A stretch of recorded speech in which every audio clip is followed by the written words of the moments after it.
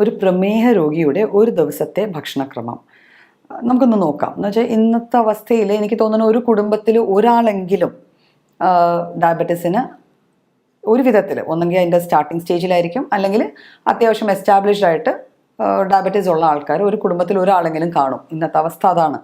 അപ്പോൾ സ്വാഭാവികമായിട്ട് പലതരത്തിലെ സംശയങ്ങളാണ് വരാറ്. ഇപ്പം നമുക്ക് ഡയബറ്റീസ് ഉണ്ട് എന്നറിയുന്ന നിമിഷം മുതൽ പലതരത്തിലെ ആങ്സൈറ്റീസ് ആണ്, ആകുലതകളാണ്. അയ്യോ, എനിക്കിനി മധുരമേ കഴിക്കാൻ പറ്റില്ല, എനിക്ക് ചോറ് കഴിക്കാൻ പറ്റില്ല, എനിക്ക് ഭക്ഷണം എല്ലാം കുറയ്ക്കേണ്ടി വരും, അങ്ങനെ പലതരത്തിൽ. അതൊക്കെ കുറേയൊക്കെ തെറ്റിദ്ധാരണകളാണ്. ശരിക്കും പറഞ്ഞാൽ ഡയബറ്റീസ് വന്നൊരു പേഷ്യൻ്റ് ഭക്ഷണം അമിതമായി കുറയ്ക്കുന്ന ഫലമായിട്ടാണ് പലപ്പോഴും എന്താ പറ്റുക, നമ്മുടെ ശരീരത്തിന് വേണ്ട എനർജി ശരീരം എടുക്കാതിരിക്കില്ല. ഇപ്പം നമ്മൾ ടോട്ടലി ഫുഡെല്ലാം കുറച്ചു, പക്ഷേ ശരീരത്തിന് എനർജി വേണം. ആ എനർജി ശരീരം എവിടെ നിന്ന് എടുക്കും? നമ്മുടെ ബോഡിയിൽ നിന്ന് എടുക്കും. അപ്പോൾ ബോഡിയിൽ നിന്ന് എടുക്കുന്നതിൻ്റെ ഫലമായിട്ടാണ് പലപ്പോഴും ഡയബറ്റീസ് വരുന്ന പേഷ്യൻസ് വല്ലാണ്ട് ശോഷിച്ച്, നമ്മൾ പറയാറില്ല, ഒരു ഡയബറ്റിക് ഫേഷ്യസ് അല്ലെങ്കിൽ ഡയബറ്റിക് ആളെ കാണുമ്പോൾ അറിയാൻ പറ്റും, ക്ഷീണിച്ചു, ആകെപ്പാടെ എല്ലും തോലുമായി. അപ്പോൾ ആ അവസ്ഥ വരാൻ കാര്യം നമ്മൾ കഴിക്കുന്ന ഫുഡ് പ്രോപ്പർ ആവാഞ്ഞിട്ടാണ്, അല്ലാതെ ഡയബറ്റിസ് കൂടിയത് കൊണ്ടോ കുറഞ്ഞത് കൊണ്ടോ അല്ല. അപ്പോൾ ഏത് തരത്തിലുള്ള ഫുഡാണ് നമുക്ക് കഴിക്കേണ്ടത് എന്നുള്ളതാണ് നമുക്ക് ജസ്റ്റ് ഒന്ന് നോക്കാം. ജസ്റ്റ് ഒരു ചെറിയൊരു മെനു പോലെ പോയാൽ നമുക്ക് മനസ്സിലാക്കിയെടുക്കാം എങ്ങനെയാണ്. ഒരു ഡയബറ്റിക് വന്ന പേഷ്യൻറ്റ് നമുക്കറിയാം, ഡയബറ്റീസിൻ്റെ മെയിൻ ഫീച്ചേഴ്സ് 3 ഫീച്ചേഴ്സ് ഉള്ളത്. ഒന്ന് അമിതമായ ദാഹം കാണും, ഒന്ന് അമിതമായ വിശപ്പ് കാണും, പിന്നെ അമിതമായി മൂത്രം പോകും.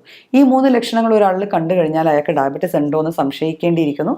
ബ്ലഡ് ചെക്ക് ചെയ്ത് കഴിഞ്ഞാൽ നമുക്കിപ്പം എല്ലാവർക്കും സർവ്വസാധാരണമായി വീടുകളിൽ തന്നെ ഗ്ലൂക്കോമീറ്റർ ഉണ്ട്, അല്ലെങ്കിൽ നമുക്ക് ലാബിൽ പോയി ടെസ്റ്റ് ചെയ്ത് കഴിഞ്ഞാൽ നമ്മുടെ ഗ്ലൂക്കോസ് ലെവൽസ് അറിയാൻ പറ്റും. ഫാസ്റ്റിങ്ങിൽ നോക്കാം, ഫുഡ് കഴിഞ്ഞ് നോക്കാം. ഫാസ്റ്റിങ്ങിൽ നോക്കിയിട്ട് കൂടുതലാണെങ്കിൽ ഫുഡ് കഴിഞ്ഞുള്ളത് പോസ്റ്റ് പാൻട്രൽ നോക്കാം, അല്ലെങ്കിൽ റാൻഡം നോക്കാം. ഇതെല്ലാം കഴിഞ്ഞിട്ട് നമുക്കറിയാം HbA1c എന്നും പറഞ്ഞൊരു ടെസ്റ്റ് ഉണ്ട്. അതായത് കഴിഞ്ഞ 3 മാസങ്ങൾ കൊണ്ട് നമ്മുടെ ബ്ലഡിൽ ഉണ്ടായിട്ടുള്ള ഷുഗറിൻ്റെ അളവ് നമുക്കൊരു ഏകദേശം ഒരു ആവറേജ് സ്റ്റഡീസിൽ അറിയാൻ പറ്റും. അപ്പോൾ ഇത് വെച്ച് നമുക്ക് ആർക്കായാലും ഒരു ലാബിൽ പോയി കഴിഞ്ഞാൽ നമുക്ക് അസസ് ചെയ്യാൻ പറ്റും നമുക്ക് ഡയബറ്റീസ് ഉണ്ടോ ഇല്ലയോ എന്ന്. പിന്നെ അതിൻ്റെ വാല്യൂ അനുസരിച്ച് വേണം നമ്മൾ ഒരു ഡോക്ടറെ സമീപിക്കുക. അപ്പോൾ നമ്മളൊരു ഡോക്ടറെ സമീപിച്ച് കഴിയുമ്പോൾ സ്വാഭാവികമായിട്ട് അവിടെയും ഒരു പേടിയുണ്ട്, അല്ലേ? ഷുഗർ തുടങ്ങിക്കഴിഞ്ഞാൽ, ഡയബറ്റീസ് തുടങ്ങിക്കഴിഞ്ഞാൽ ആജീവനാന്തം മരുന്ന് കഴിക്കണം. അതൊരു ചികിത്സയാണോ? അല്ല, ഒരിക്കലും അല്ല. ജീവിതകാലം മൊത്തം മരുന്ന് കഴിക്കുകയാണെങ്കിൽ പിന്നെ ആ രോഗം കൊണ്ട് നടക്കുന്നത് പോലെ തന്നെയല്ല അതിൻ്റെ അവസ്ഥ. അപ്പോൾ ശരിക്കും പറഞ്ഞാൽ ശരിയായ ഒരു ഭക്ഷണക്രമവും ആവശ്യത്തിന് ശരിയായ രീതിയിലുള്ള മരുന്നുകളും കഴിക്കുകയാണെങ്കിൽ നമുക്ക് ഒരു കാലയളവിനുള്ളിൽ തന്നെ ഈ അസുഖം തീർത്തും മാറ്റാൻ പറ്റും. ഇത് ശരിക്കും ഞാൻ ഇങ്ങനെ പറയാൻ വേണ്ടി പറയുന്നതല്ല. നമുക്ക് ഇൻ്റർനാഷണൽ ലെവലിൽ ഡയബറ്റിക് സൊസൈറ്റീസ് ഉണ്ട്. അവർ നടത്തിയ സ്റ്റഡീസ് ഉണ്ട്, അവർ നടത്തിയ പഠനത്തിൻ്റെ ഫലമായിട്ടാണ് ഈ പറയുന്നത്. മരുന്നുകൾ ഇല്ലാതെ ഡയബറ്റീസ് ഉള്ള ആൾക്കാർക്ക് പിന്നീട് ജീവിക്കാൻ പറ്റും, ഡയബറ്റീസ് കൺട്രോൾ ചെയ്ത് തന്നെ ജീവിക്കാൻ പറ്റും. അപ്പോൾ അതിന് വേണ്ട സംഭവങ്ങളാണ് ഈ ജീവിതക്രമത്തിൽ വരുന്ന മാറ്റങ്ങൾ, അല്ലെങ്കിൽ ഭക്ഷണക്രമത്തിൽ വരുന്ന മാറ്റങ്ങൾ. അപ്പോൾ പൊതുവേ നമ്മൾ പറയും അന്നജം വേണ്ട, അല്ലേ? ചോറ് എന്ന് പറഞ്ഞ സാധനം വേണ്ട.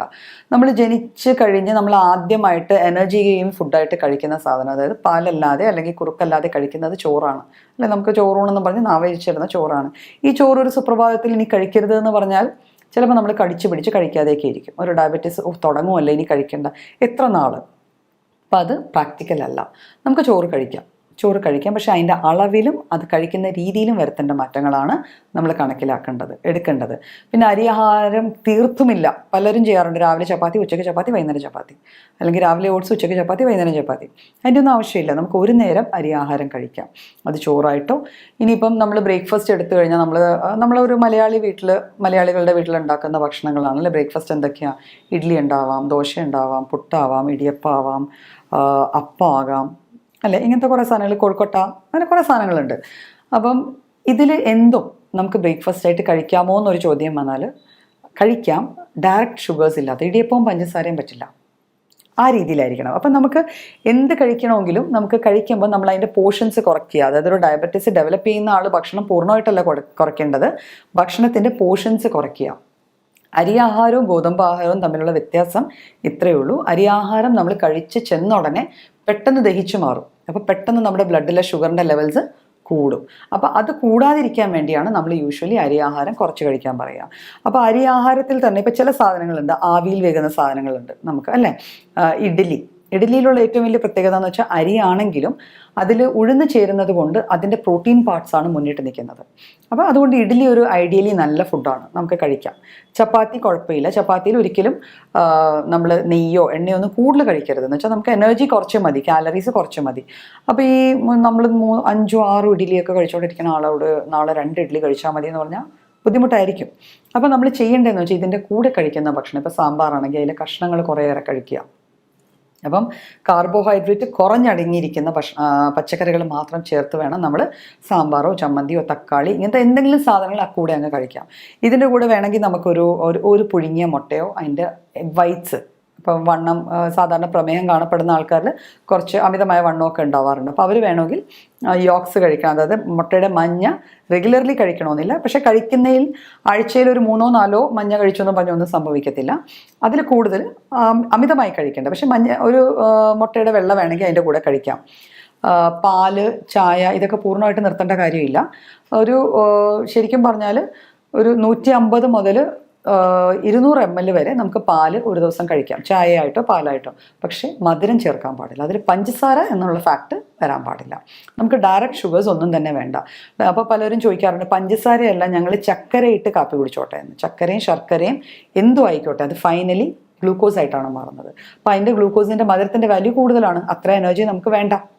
നമ്മുടെ എനർജി വേണമെങ്കിലും നമുക്ക് ഇതിൽ എടുത്തു കഴിഞ്ഞാൽ സംഭവിക്കുന്നത് നമ്മുടെ ബ്ലഡിൽ പെട്ടെന്നായിരിക്കും ഷുഗറിൻ്റെ ലെവൽസ് കൂടുന്നത്. അപ്പം ഒരു ഡയബറ്റിക് പേഷ്യൻ്റ് ആ ലെവൽസ് കൺട്രോൾ ചെയ്യാൻ ബുദ്ധിമുട്ടുള്ള ആയതുകൊണ്ടാണല്ലോ പുള്ളി ഡയബറ്റിക് ആവുന്നത്. അപ്പോൾ ഈ രീതിയിലുള്ള ഭക്ഷണം, ഡയറക്റ്റ് ഷുഗേഴ്സ് ഒന്നും വേണ്ട. അല്ലാതെ നമുക്ക് നോർമൽ ബ്രേക്ക്ഫാസ്റ്റ് കഴിക്കാം.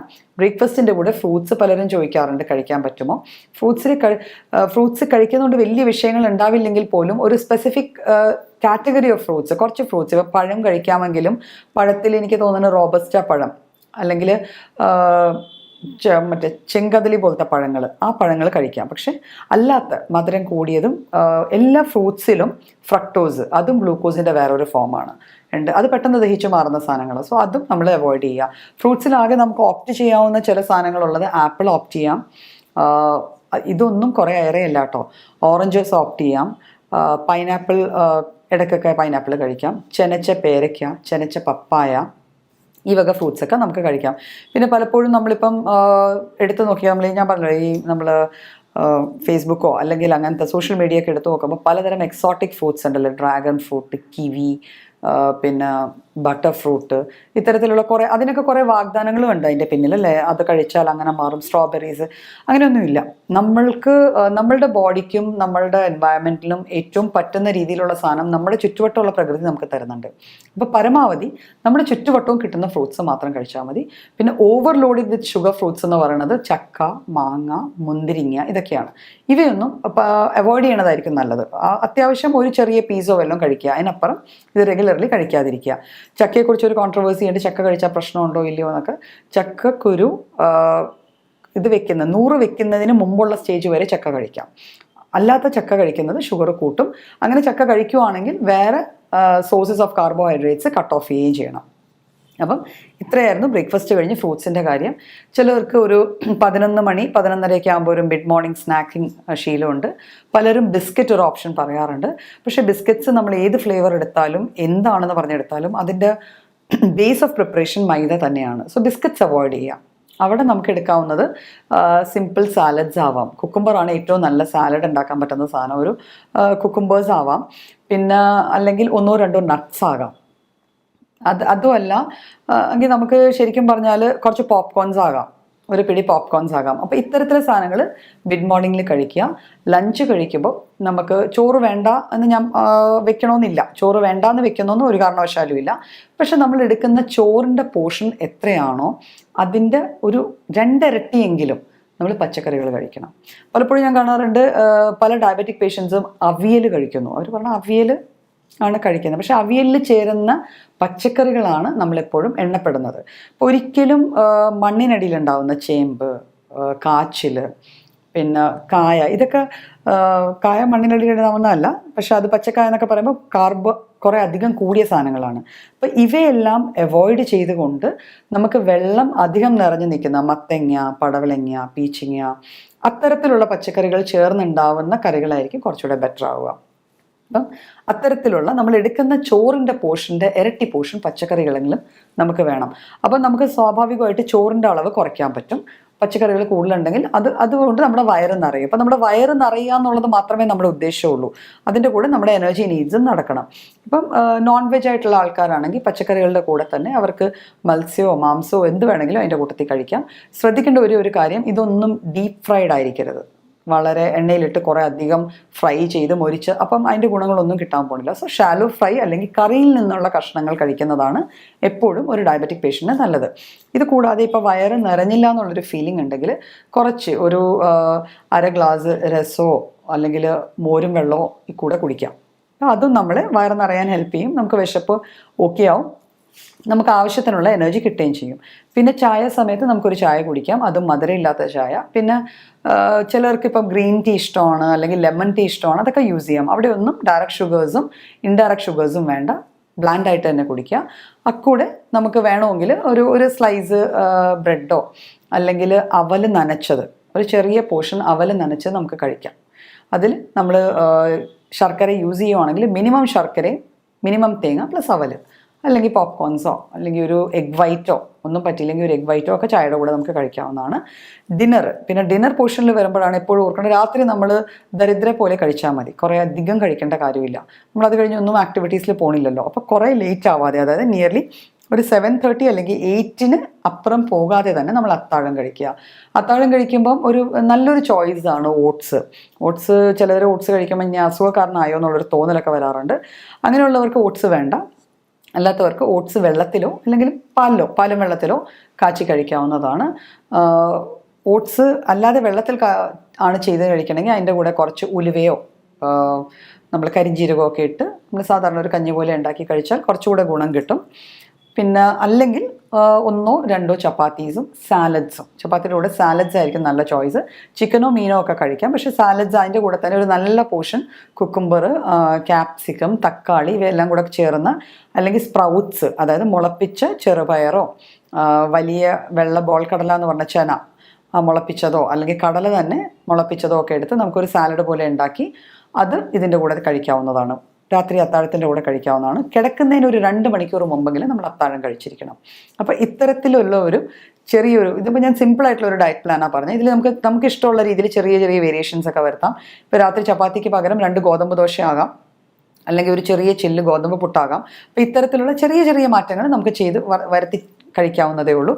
ഒരു വെജിറ്റബിൾ ലോഡഡ് ആയിട്ടുള്ള ഓട്സ് കൊണ്ടുണ്ടാക്കുന്ന ഒരു ഊത്തപ്പം ആകാം, അല്ലെങ്കിൽ ഊത്തപ്പം ദോശ മാവ് കൊണ്ട് തന്നെ ഉണ്ടാക്കുന്ന നല്ലപോലെ വെജിറ്റബിൾസ് ഇട്ടൊരു ഊത്തപ്പാവാം. ഇതൊക്കെ നമുക്ക് വേരി ചെയ്യാം. പക്ഷേ അളവ് കൂടരുത്, എണ്ണയുടെ അളവ് കൂടരുത്, മധുരത്തിൻ്റെ അളവ് കൂടരുത്. ഇത് പ്ലസ് ഒരു ചെറിയ പീരിയഡ് ഓഫ് എക്സസൈസിങ് എന്ന് പറയുമ്പോൾ 15 തൊട്ട് ഒരു അരമണിക്കൂർ വരെ പതുക്കെ നമ്മൾ ഓപ്പൺ എയറിൽ നടക്കുകയോ, അല്ലെങ്കിൽ നമുക്ക് പ്രോപ്പറായിട്ട് എക്സസൈസ് ചെയ്യാൻ അറിയാമെങ്കിൽ സിമ്പിൾ വാമപ്സോ അല്ലെങ്കിൽ സിമ്പിൾ എക്സസൈസസോ കൂടി ചെയ്ത് കഴിഞ്ഞാൽ നമുക്ക് നല്ല രീതിയിൽ ഡയബറ്റീസ് കൺട്രോൾ മാത്രമല്ല ക്യൂർ ചെയ്ത് തന്നെ മുന്നോട്ട് പോകാൻ പറ്റും. അതിൻ്റെ കൂടെ ആവശ്യമുള്ള മെഡിസിൻസ്, ഇപ്പോൾ ഹോമിയോപ്പതിയിൽ അത്യാവശ്യം നല്ല രീതിയിൽ നമുക്ക് ഡയബറ്റീസ് കൺട്രോൾ ചെയ്യാനുള്ള മെഡിസിൻസ് ഉണ്ട്. ആ മെഡിസിൻസ് ഏതെങ്കിലും നല്ല ഡോക്ടറെ കണ്ട് കൺസൾട്ട് ചെയ്ത്, ഒരിക്കലും ഓവർ ദ ഫാർമസി ഒരു ഡെസ്ക് പോയി നമ്മൾ ഇന്ന മരുന്നെന്ന് പറഞ്ഞ് മേടിച്ച് കഴിക്കരുത്. ഡോക്ടറെ കൺസൾട്ട് ചെയ്ത് നല്ല രീതിയിൽ മരുന്നുകൾ കഴിച്ച് നമുക്ക് ഡയബറ്റീസ് കൺട്രോൾ ചെയ്യുകയും ക്യൂർ ചെയ്യുകയും ചെയ്യാൻ പറ്റും.